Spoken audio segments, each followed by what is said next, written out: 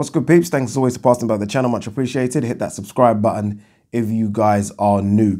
If you're like me, you've already started looking forward to potential matchups for 2020. There are still some big fights left in 2019. Obviously, Joshua Ruiz, probably the biggest of those. Both Charlo brothers are fighting. Chris Eubank Jr. has got a fight. Gervonta Davis has got a fight. There are others as well. But I've already started looking forward to 2020 as to what unification fights could happen, what big fights could happen. I'm going to do a video on the potential ones that we want to see, ones that probably might not happen, but ones that should happen for the sake of boxing. One fight that I really want to see is Josh Warrington versus Shakur Stevenson. That's a big one for me. That's a unification fight. What is it? IBF belt and WBO belt, I believe. Shakur Stevenson won the vacated belt, vacated by Oscar Valdez. So that's a unification fight, and that's a big one for me. People might say it's not the biggest in the division because of Gary Russell Jr., but I think it is. I think Gary Russell Jr. has been so inactive that I think these are the two best in the division just because of activity more than anything. I think Josh Warrington's proven himself with wins over Lee Selby, Carl Frampton and Kid Galahad. And I think Shakur Stevenson's that, I guess, the prospect that everyone thinks could go on to be a superstar. Done well in the Olympics, great amateur record, and so far so good. Shakur Stevenson's been calling for this fight for the best part of a year. Initially, when he called out Josh Warrington replied saying, look, you don't have a belt, why am I fighting you? He now has a belt, and Josh Warrington today said that talks have begun for a showdown between him and Shakur Stevenson. That makes me fucking happy. That gets me excited because that is a fantastic fight. I think a lot of people, if you ask a lot of people who is the favorite in that fight, and it's very early to kind of do this, but I think if you ask the majority of people would probably say Shakur Stevenson. Just because, like I said, there is something a bit special about him. You look at people like Teofimo Lopez, Shakur Stevenson, Devin Haney. There seems to be something a bit special about this young crop of fighters. So I would favor Shakur Stevenson, but you must be, sorry, I was about to swear there. You must be mad if you think I'm going to rule out Josh Warrington in front of 35,000 people at Elland Road. No, sirree. No. No fucking way. It's funny because someone actually asked Shakur Stevenson in an interview about the prospect of going to the UK and fighting. And he said, look, as an amateur, I fought all over the world.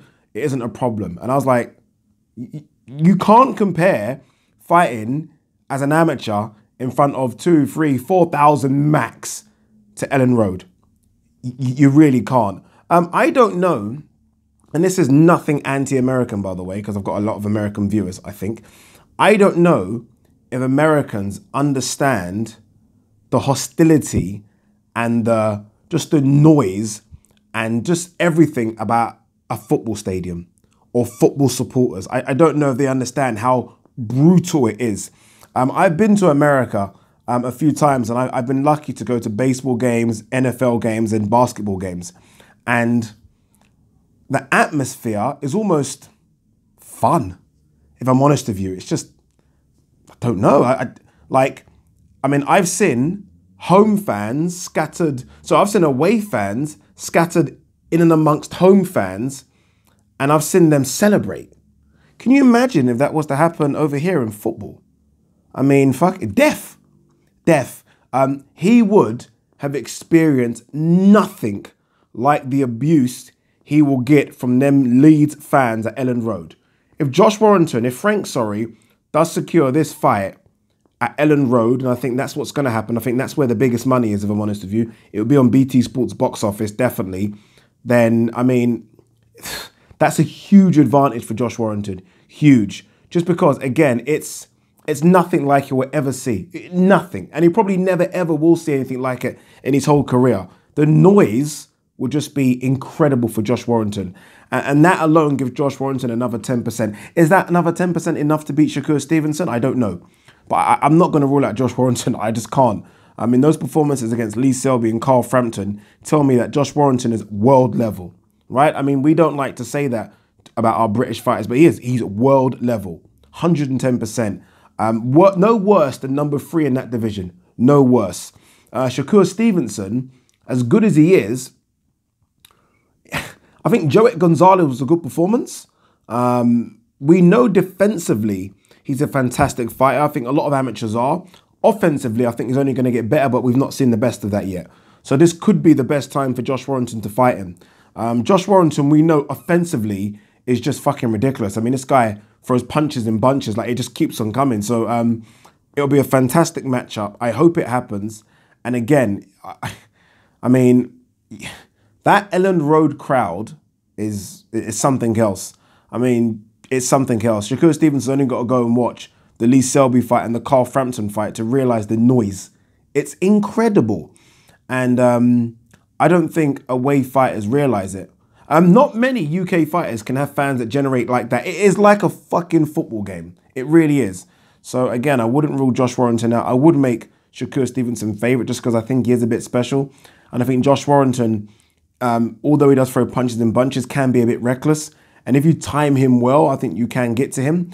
But again, he's unbeaten. I mean, so far, no one's timed him well. He's been able to kind of make it look a bit easy. He didn't look good in the Kid Galahad fight, but I think Kid Galahad didn't look good either. So I pray to God it happens. Again, it's a unification fight. That's what we want in boxing, right? We want the idea of one person holding all belts, and this gets closer to it. So that's what we're hearing. Josh Warrington said negotiations, or at least conversations, have started, and I think it should start. If it does happen, we are looking probably end of the season. So you're probably looking at May. And I think that would be a good one. That would be a good one. I don't know if they both have interim fights in between. I'm not quite sure. I don't know if they risk it. But let's pray that happens. In boxing, we need more unification fights. They don't happen. And I hope this one happens. Again, Shakur Stevenson called out Josh Warrington. Josh Warrington said, get a belt. Shakur Stevenson's got the belt. Let's make it happen, people. Let's make it happen. Peace.